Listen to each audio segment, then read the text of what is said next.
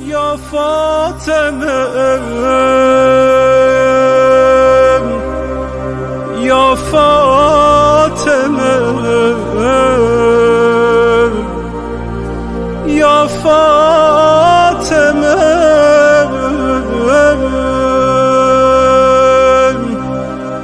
یا فاطمه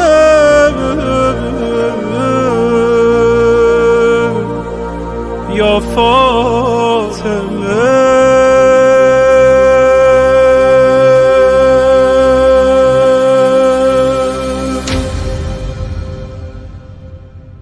آتش زدی به جانم بانوی بی نشانه، بانوی بی نشانه، بانوی بی نشانه. گفتی مرا کفن کن مظلوم من شبانه، مظلوم من شبانه، مظلوم من شبانه. سردار بدر و خیبر دیگر ز پا فتاده، دستی به دوش سلمان دستی به سر نهاده.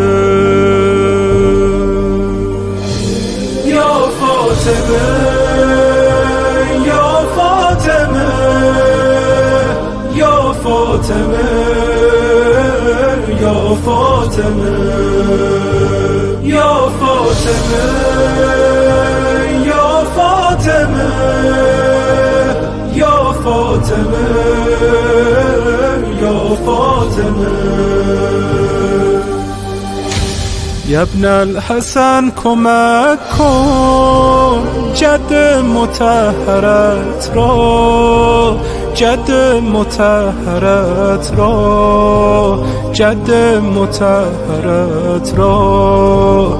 بیرون ببر ز خانه تابوت مادرت را، تابوت مادرت را، تابوت مادرت را.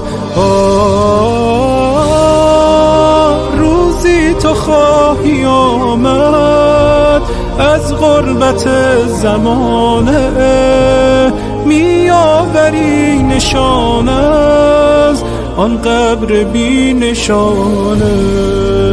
یا فاطمه یا فاطمه یا فاطمه یا فاطمه یا فاطمه یا فاطمه یا فاطمه یا فاطمه.